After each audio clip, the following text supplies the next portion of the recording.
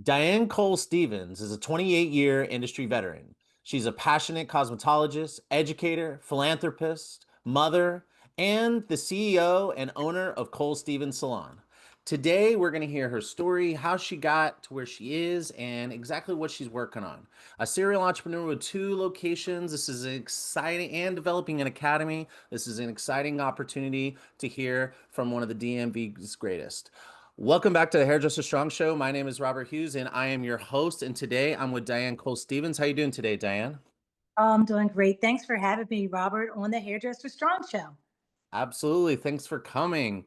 So, everyone, I met Diane at Aveda Institute Arlington at one of the career days. So, shout out to Aveda for putting on that event where not only the students can network, but so can the people who come there.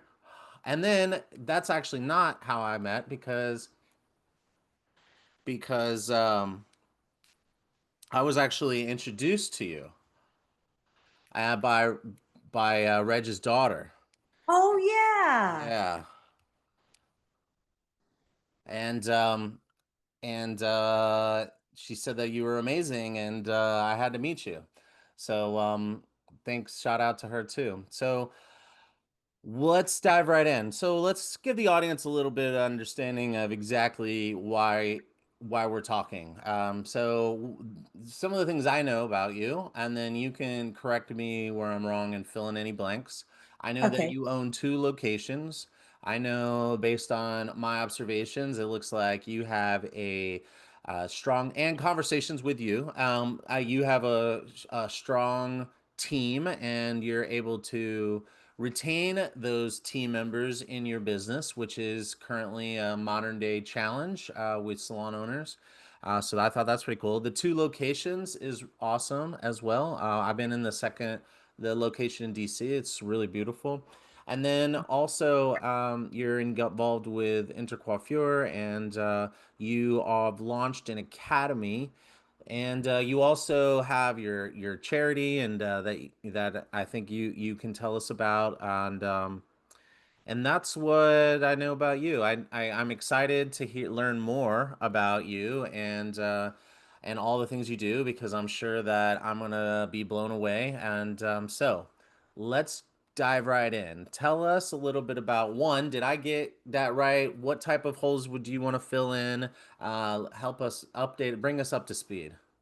You got it spot on. And they all kind of weave in together. So thank you for sharing that update as well. Okay, cool. Awesome. All right, so well, how let's start in the beginning.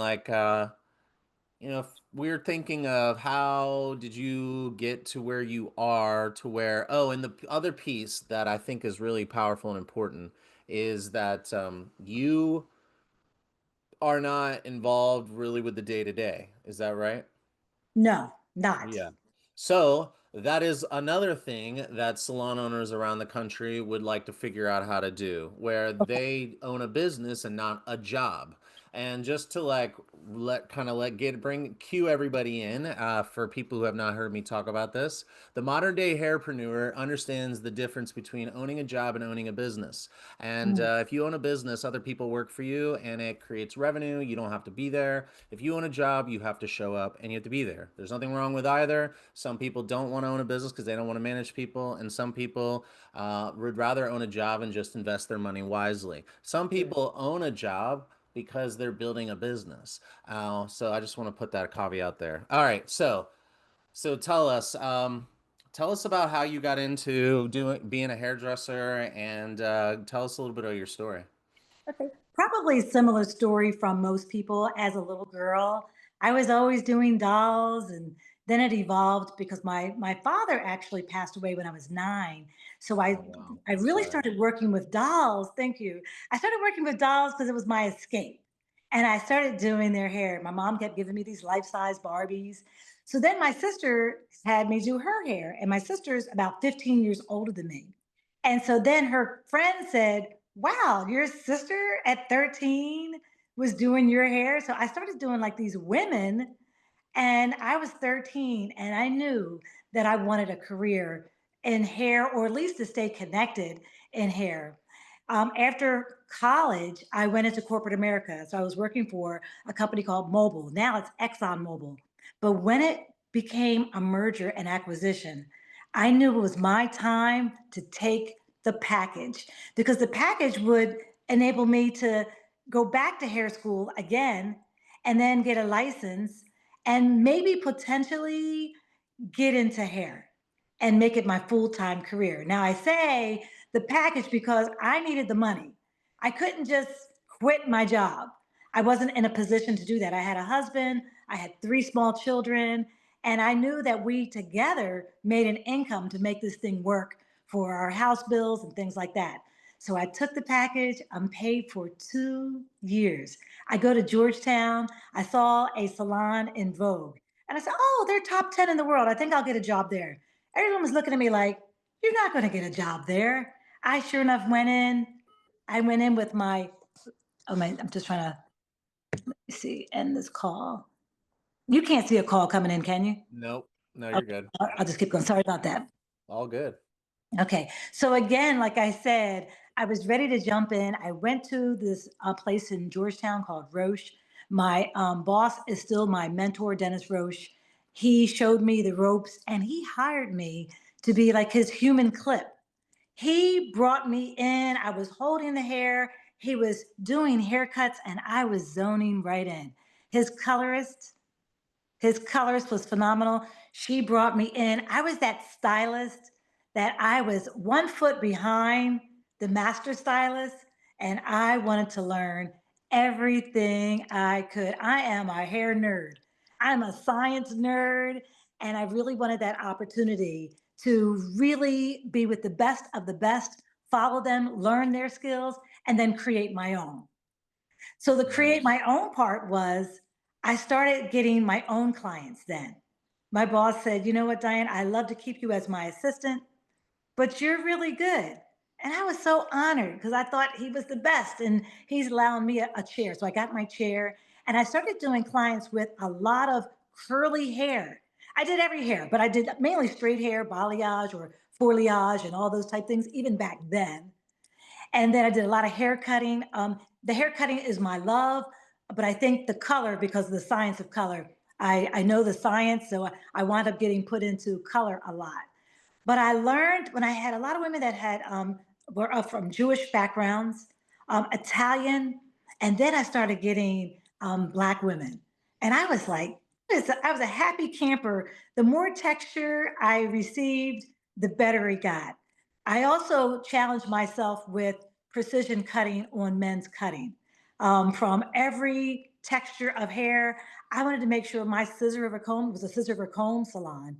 I wanted to make sure my scissor over comb was flawless so that Sarah, who was my mentor in growing my career and skill, that I made her well pleased. Nice. Nice. Okay, so how long did you apprentice or work underneath of Dennis, your master stylist for? So I apprenticed for 6 months and I thought Okay. that was too long. Oh yeah? Back then, that was too long because I wanted a chair. I really thought I was good, but I wasn't. I wasn't that good. So how long do people have to train before they get a chair at your salon? That's a great question. So for our salon, Cole Stevens, it takes about 12 months to 16 months. But my new passion project is to get it done faster, at least get it down to 8 months. Okay. So so do you feel like it was in hindsight maybe 6 months wasn't too long or you know, what are your thoughts? I'm super curious because we talk to a lot of students and this is one of the big things that they want to talk to me about, you know, so I'm super curious to hear your perspective. I think that 6 months is not too long. I feel like the biggest part of getting a chair is the consultation. If you can really talk to your client about her needs or his needs and how you can help solve some of their concerns and also turn their hair from maybe brown to a bronze, I think that you have an enter in the game. That ability to communicate to me is more powerful than even the hands. Gotcha. Okay, cool. Nice. All right. So so you're working, you get on the floor, and so from once you get on the floor, you spend your after your 6 months. At how long from like did you work at multiple salon like from there to owning your salon? What did that journey look like? So training on the floor, boom. Yeah, I think one of the key things in my journey from school to salon, you must research the school. You have to know brand wise what you feel like your brand could be mimicked next to if you have that desire to be a salon owner. I wanted a salon that really had my values, my commitment. I love consistency. I love the education that the salon, it was a family. I loved every single thing. I never wanted to leave. I didn't even want my own salon, but I knew that I wanted to grow more in texture and curly hair. And I knew creating something would allow me that in my own brand. But I never had to leave. I loved the money I made. I love my clientele. I had a clientele of 300 people getting color, cut, and style. I was living the dream in Georgetown, a beautiful salon. And it was just that calling that you get, that calling from God that said, it's time for you. I'm like, time to do what? I'm really happy. But it was just that calling. And I think that's what salon owners get. They get that calling. Nice. Okay, so how long did you work at your salon at the salon before? Did you work at a different place before you opened your shop, or you went from this place to shop owner? No, I really researched that brand and I only worked at one salon before I did my own thing. And in fact, when I came in to tell my mentor, who was the owner at that time, he was like, congratulations. He said, never heard of Wow. this. I said, I only want to take 10 people with me. He said, Diane, you have a clientele of 300 people. I know, but if I'm going to do this, thank you for your brand. I want to create my own brand. I don't need your clients to help me create my brand. So he says, this is crazy, but I support you. And he has. He really, and he always has and still does. So I feel like we gotta talk on this for a second. All right, so stylist wants to open up a salon. They currently working in a salon for somebody else. And first question is, how long did you stay at Roche Salon until you left? That's my first question. Yeah. So I stayed 7 years. Okay. Seven So you years at Roche. So 7 years. So from the salon owner's perspective, I mean, you're the salon owner, so I'm not telling you something you don't know, but something that I hear from salon owners is that they need people to stay at least 3 years after training them in order to get a return on their investment worth training them in the first place. Do you have a thought or a statement or opinion on that You know perspective? what? I don't have an opinion on that. I mean, I'm pretty much I'm trying to make sure that our brand and our environment and our culture is so great and you're in a continuous learning phase. I do feel if you have that passion or that desire to start your own, I am very honest. I'll say, do you own your own home yet? I'll say, what about your financial status, your money in the bank? Because when you open up a salon, and Robert, you're a salon owner, if you think you're going to get that from opening a salon, I promise you, you will not. You will not get all those things. So, my thing is fix those things. Make sure your house is strong. Make sure it's not about the clients following your house, meaning your home, like my house with my husband and kids. That foundation had to be solid financially. And if I had to do it all over again, I would have stayed longer at Roche and I would have bought a building. I would have owned the building. I would have been the most quiet, most humble business leader. But I'm not the Gucci girl. I'm not buying a Gucci bag. I'm not flying all around the world to take trips. That's not what I do. My goal is real estate and being generationally financially free.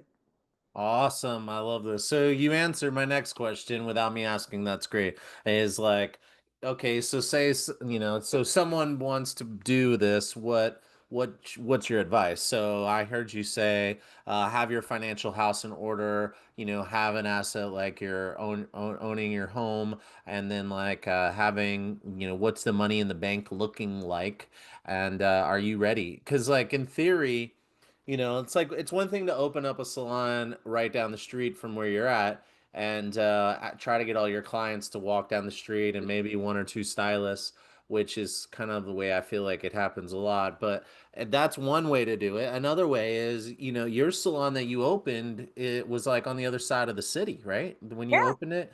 So like for those of you who don't know DC, Georgetown is in the upper left kind of ish left hand side of DC, the west side of DC, and your salon is on the east side of DC, just outside of the city. And so, well, the one of your locations, the other one is in the city, but that one's pretty new, I think, right? right. The Yeah, first one was in Maryland. It was in yeah, Maryland, and that was a little bit of a hike. People from DC don't travel to Maryland. People no, from Maryland don't travel to DC. right. But those 10 people, Robert, I have to say, the 10 people that I did take, I know that those are my ride or dies. That no matter what, they're going to be word of mouth. They were all different hair textures. They kept talking about there's something big coming, and I was scared. I was really scared. But my husband kind of gave me the nudge, like, you're going to sign that lease right there. So I signed the lease. We have a little party. And I said, well, maybe a few people will come to the party because I'm thinking my 10 people spread the world to 10 more. We had 300 people What? at our Nice. grand opening party. It was so hot. My Wow. hair turned into an afro. It was so hot. That's amazing. So, because like all I could think of is like any hairdresser, most hairdressers I know don't have their financial house in order enough to move to the other side of the city and start over, building a new clientele and a new brand and a new business. And what I'm hearing from you saying is, well, then you're not ready to open up a salon. Like maybe you should reconsider opening a salon. It's like you want a salon for emotional reasons, or have you financially planned this out? That's what I'm hearing you say. I agree. And when you're under great leadership, like I was, when you're under, and that's why I pride myself on being that great leader and creating leaders within the brand. I feel like a leader will share their best practices and their worst. They'll let you in a little bit. My boss told me, Diane, your goal in this business is not to worry about my 55% that I'm getting, because I was 45% commission at that time. And he says, don't worry about mine, because mine is spent. And I just couldn't conceive him. Like, he's getting all the money. He said, your goal is to make $180 an hour. That is your focus. When you have a client guest, and that was back like 28 years ago. That's He some said, good money then. It's I'm just good money saying, now. exactly. But he fed my brain. And he said 180 an hour. And I said, well, what's your hourly rate? He said, don't worry about my hourly rate. My hourly rate is 360. And I said, I've been chasing his 360 for a long time. But that is what I share with so many people. There's enough for us to worry about to become the best craftsmen, to be the best communicators. But when you start focusing on your dollar amount and you start to invest, and you can go to the bank and you can sit down as a professional and you have your W 2 and you're saying, yes, this industry is the best industry in the entire world. And the money that we make in this industry, it is on paper. And I am a solid business person. I like to purchase that condo. I love it. I love it. It's almost like I'm just imagining a pathway for somebody. They go to school, they go to a salon, they spend 6 to 12 months, maybe 18, depending on the salon training. And then they spend the first year or two building a book. By the third year, hopefully they're fully booked. By the fourth or fifth year, they're ready to buy a property because they have the income on their W-2s. So they got the history of income that the bank needs. They buy the property, they move in, and then they spend another 2 years saving up money. And then maybe then that sounds like that might be like a time to then you're ready to take risk again with a capital investment because you've kind of been through and you've secured that space. I would like to just add for my own purposes because I give this advice to a lot of students. Your 6 month emergency fund isn't, it could, some people say it only needs to be 3 months. I'm just saying, if you want financial security, get 6 months. Do of an emergency fund and don't use that money to invest in your business or your house. Like that's money is supposed to never touch that money. That's right. So, okay, sorry. I That's like my side note there. Okay. So this is so good. Okay, so on this kind of conversation piece that from that you're talking about, what you talked about leadership, you talked about how you got some advice. What like what do you think it is? Well, first of all, before we get too far down, if I start asking you questions, you were when you were at Roche before you opened your spot, you were working behind the chair, working Right. on your clientele. I know the audience. I don't know that the audience know this, but I know at some point you were teaching for Wella. And Oh so like yeah. when did that happen in this journey? Before your salon? I'm yeah, at Roche or at in your salon? That's a great question. It actually happened when I finally moved to my own salon. But Okay. when I was working in Georgetown, the opportunity came to work at Fashion Week. The opportunity came to do a lot of hair shows in DC, like at big museums. And I'd be doing the Donna Karan runway show and being paid like a boss. Okay. That was Nice. different money. And then I worked with Nordstrom's. Nordstrom's contracted me. They were doing a lot of fashion shows and they contracted me to be their travel hairstylist. So I traveled all over the US for any store that was doing a new opening for Nordstrom's. So I had a little bit of a taste of what I wanted. I wanted more. Of course, standing behind the chair, that's my piece. I love that more than anything. But I think because I'm come from corporate, I needed more. So having that diversity in hair texture, it's always stayed with me. And I've always just used that as an entry in to so many places. So when I moved to my own space, I heard about Sebastian, which is a product that was owned by Procter and Gamble, who owned Wella at that time. And I did a video. My hands were shaking. I was doing a graduated bob on a mannequin. I was like, and then I styled it because I'm a strong finisher. Like I said, I love cutting. I like being exact. I did the color beautifully. I did the color placement on the mannequin. I did the cut and I sent the video with my resume. I do believe in having your paper ready. You have to be ready.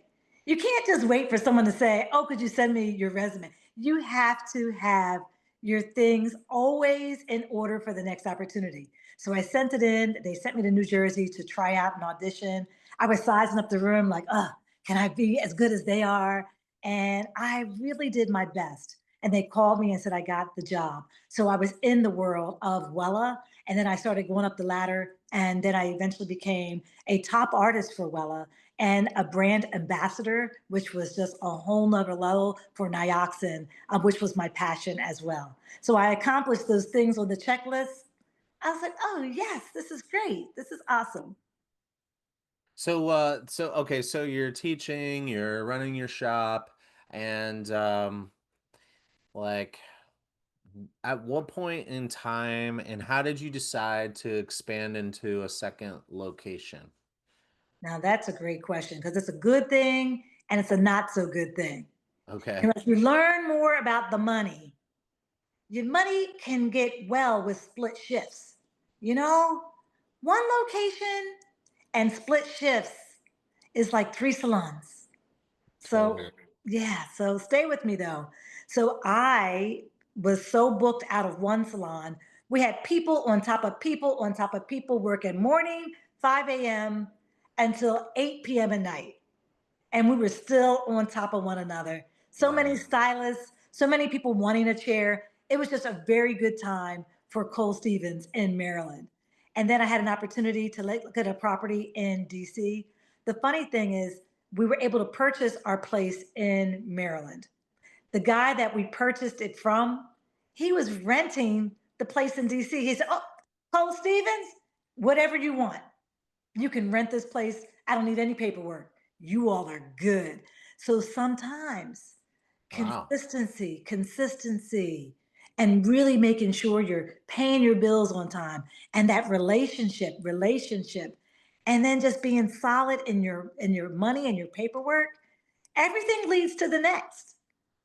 But it's really consistency culture. It's the C's, consistency and culture, to get to that next level, that next opportunity, whether it's Nordstrom's or Sebastian, or it's just being good. They wanted to make sure, like when I worked in the world of Wella, that your paperwork was turned in quickly. That was the rule.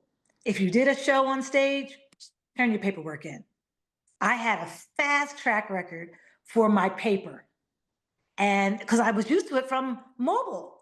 So sometimes, learning, and I would love to learn and help train others in that as well. That thing called efficiency. It's good and bad though when you're on like that, Because my husband's like, "Well, when do you sleep?" I said, Right. "Don't say that.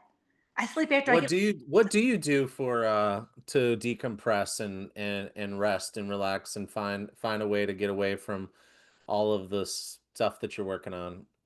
That's terrible, but I like to write. I love to write about the industry. I write for so many magazine publications about hair. Nice. And that's my other side that no one really, really knows about that I love to do. That's my escape, reading and writing. But also, I'm a mom, I'm a grandmom. I mean, I've got a good balance. I mean, those little ones, woo, you can't do any writing when they're running around. So it's just, Right. and then of course being a wife to a great man. I feel so honored. He doesn't discount anything in my career. He's always being my cheerleader. He just doesn't want to be in the front. He wants to be in the back. He wants to be the person cheerleading. I said, this could work out good.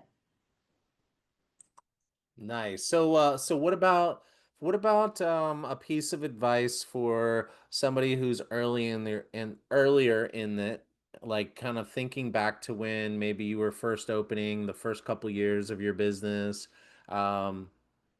You got any advice for the person who feels like they're drowning in to-do lists and tasks and demands on their time, and any thoughts or you'd like to share, like on the mental health Yeah. side of a new business owner or like a startup phase? I'm assuming that was like more intense maybe than your demand is now. I could be wrong about that, but could you talk Sure. on that? Yeah, I think it's really important early on in your career to find a mentor.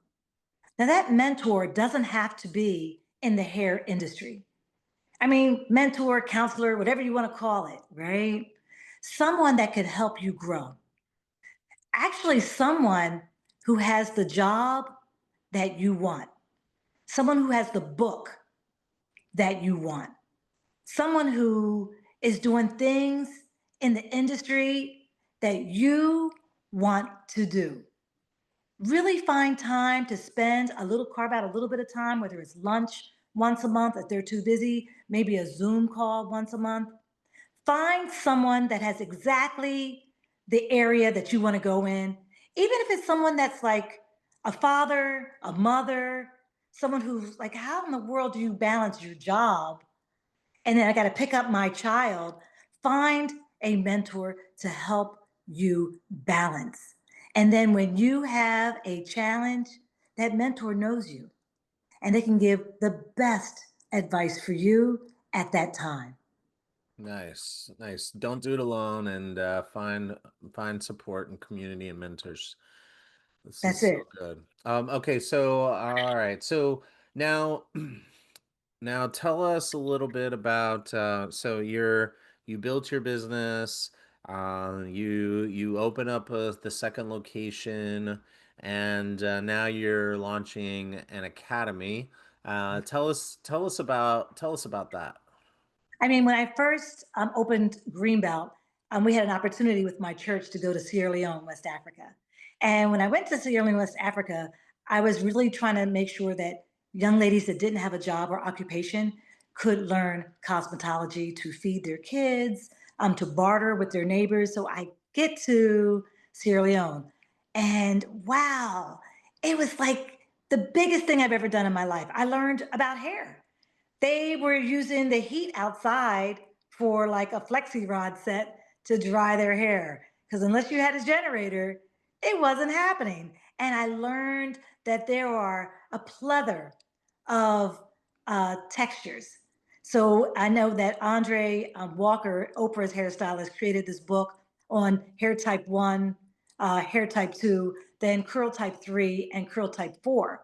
So I took a deeper dive in that because I was strong in coming up in texture type 1 and type 2. Texture type 3, I had to learn a few more things, but that 4 category, I said there was area for me to hone in on moisture and help people understand what healthy hair really is. Healthy hair is not straight, healthy hair is not curly. Healthy hair is hydrated hair of the texture that you have. So the shapes that I can get from, say, 4C hair, I can't get that out of my type 1 hair. I could get shapes out of 4C at a fashion show that could take the whole show.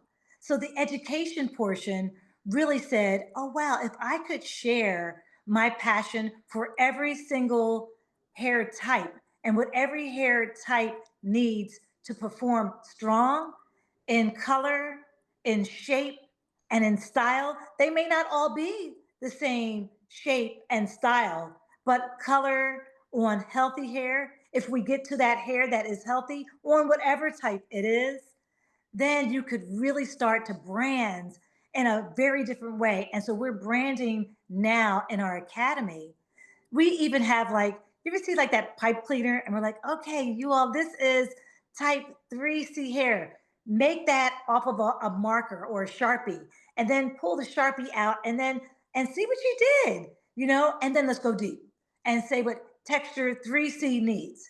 Texture 3C does need moisture. It's high in frizz. And we do it in an interactive way that's so fun and so exciting. We have models, we have mannequins, we even do hair wefts with those type hair to not be fearful of any hair type, but you must learn to be the best in the world.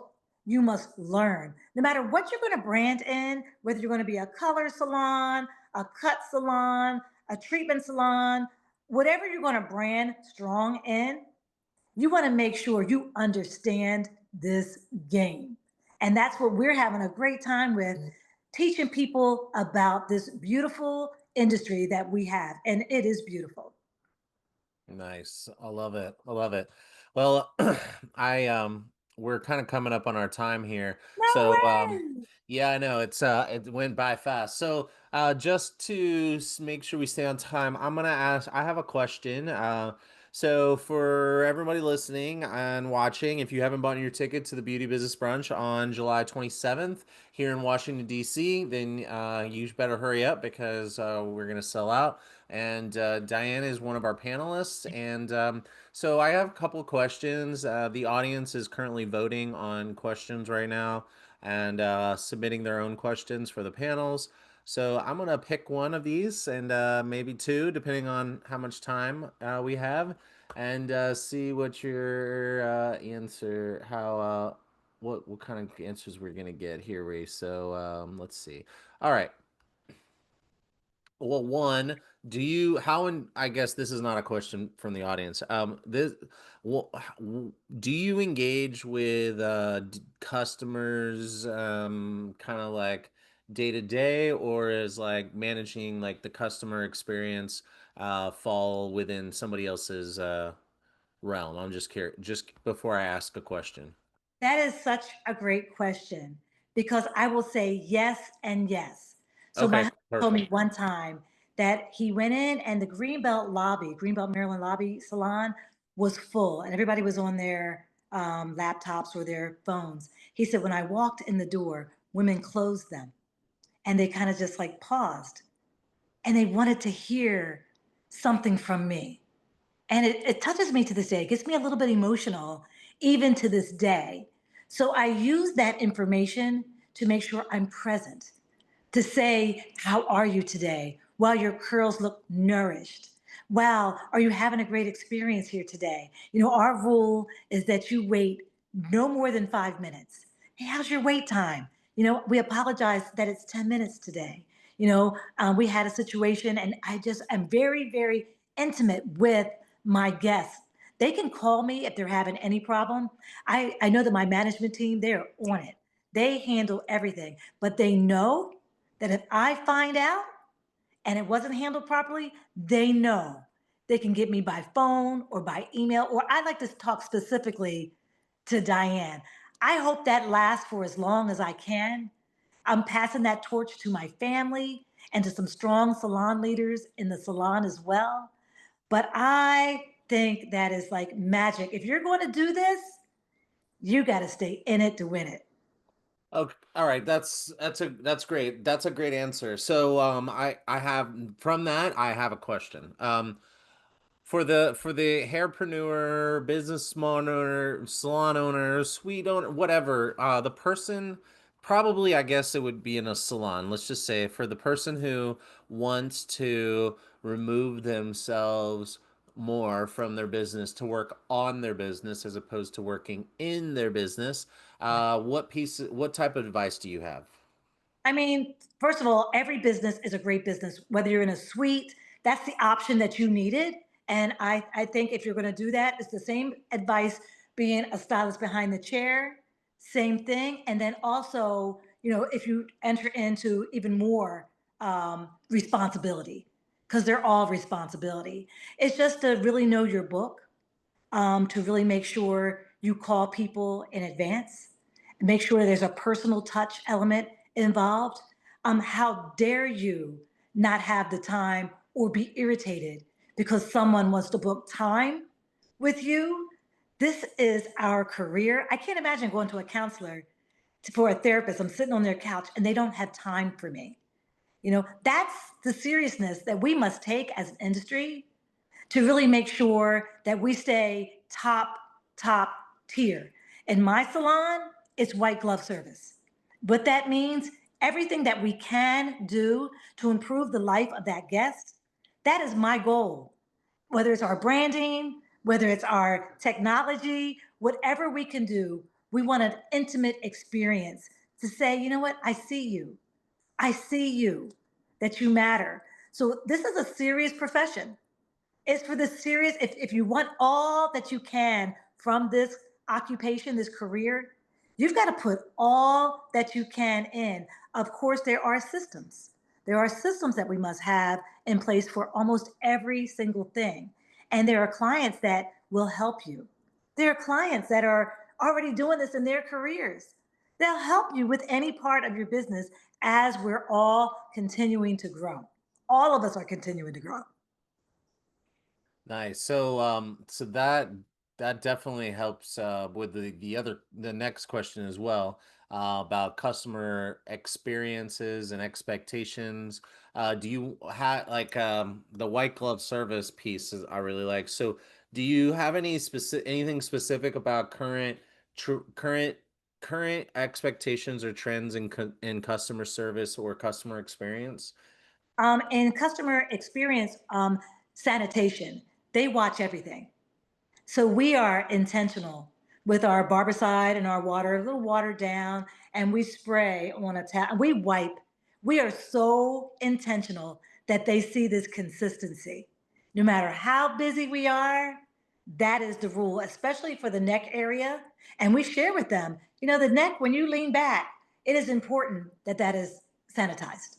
So that's part of the experience.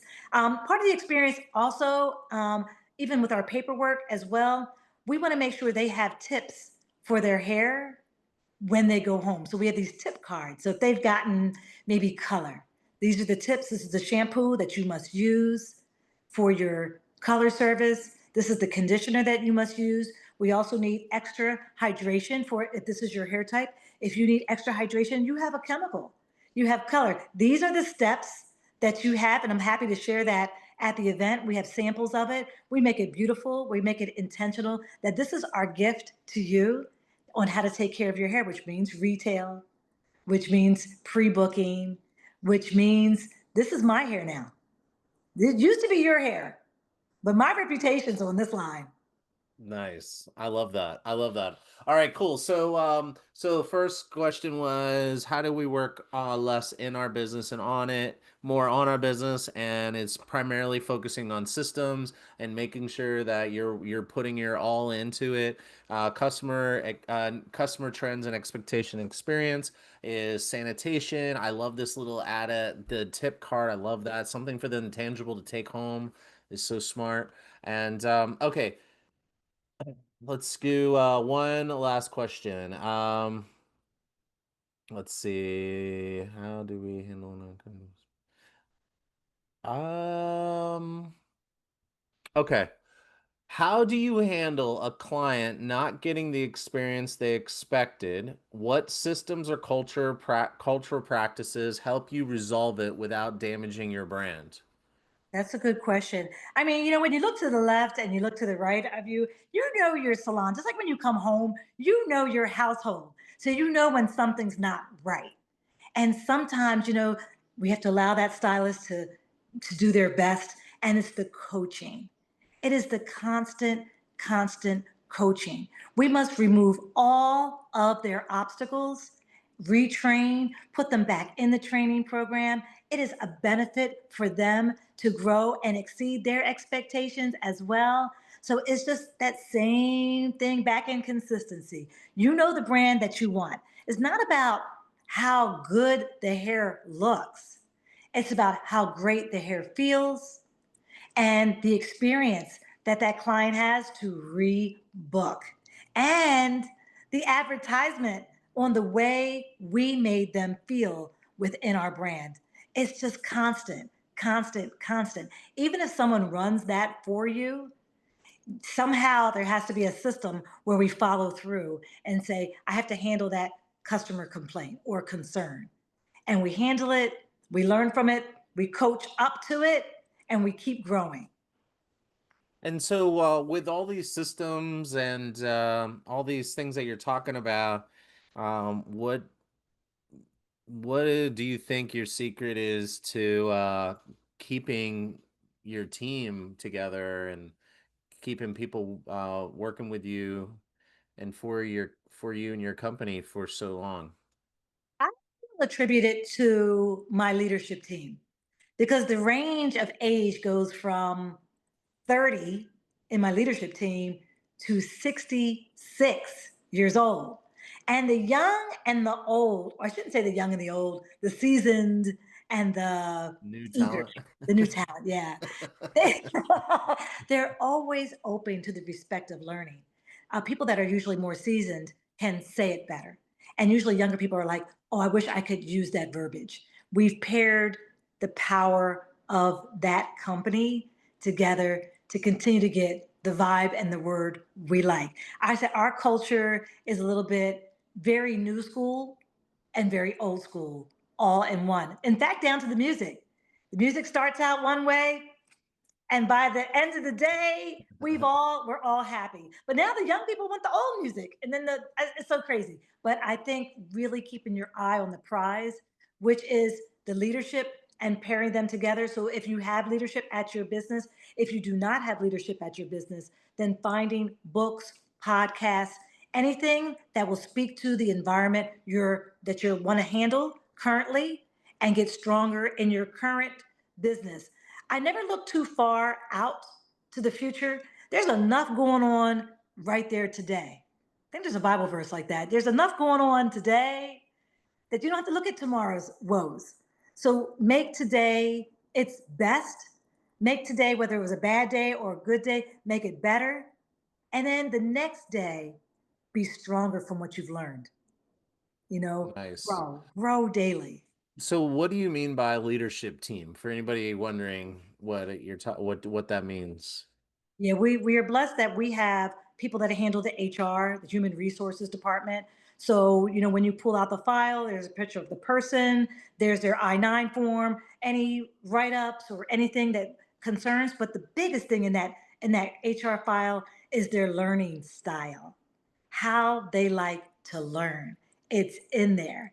Their reviews are in there. So just having that consistently continue to be updated every 6 months, unless there's a challenge and there's something we need to say, oh, your retail numbers are a little bit lower. Maybe there's something going on that we need to remove some obstacles. Remember, we just have to remove some obstacles so that they can get back on their game and get stronger. So a lot of it is, my leadership team will meet with the employees regularly. And when they block out that section on the book, so that say it's like a 15-minute block or a 30-minute block, that associate or that stylist, they look forward to the meeting because everybody, it's an environment where people want to grow, whether they want to grow to eventually have their own salons, whether they want to grow to the next level up in their cutting level, whether it's just they need to just talk about their goals because we make them have their goals. And then after every year, they're like, I achieved my goals, So that's what we like to do constantly And with how often do you meet with do your team members meet with the leadership team? it's about once a month. Okay. All right. I feel like you all heard it here right here. Hairdressers don't like meetings, but successful businesses have regular meetings. Surprise. Anyway, sorry I had to do it. Okay, so we're at our time. Actually, we're a little over, so thank you for sticking with us here. Everybody, again, come and check out Diane at the Beauty Business Brunch on July 27th. And if people want to know more, get in touch with you, or they want to hear more about your classes or your business, can you tell them where to find you? And we'll also leave links in the description below, but go ahead and tell everybody what to look forward to you next. Also, like what's coming, plus where to find you. Okay, on Instagram is Cole Stevens Salon. Private message, we always answer everybody back. If it's a private message for me, they will get me that message so we can take a deeper dive in iron, sharpening iron. The reason why I'm excited to go to this beauty business brunch is because you have an opportunity to just say, hey, I need to know your failures. I need to know your successes. We become iron sharpening iron together. And like I said, we grow the industry together. It's a great opportunity to meet and talk and chat and have a cocktail. I hope. No, okay. Yeah, oh, yeah. And ColeStevensSalon.com. That's our website. We just want to hear from you no matter what it is. I mean, hold the questions, hopefully for the brunch, so we can get some nice ahas. But let's continue to be hairdresser strong together. All right, awesome. Well, thank you so much for your time. This has been a pleasure. I got to know you a little bit better, and so did the audience. So I'm looking forward to more conversations and seeing you soon. That sounds great. Thank you, Robert, for having me on. Absolutely. All right, until then, take care.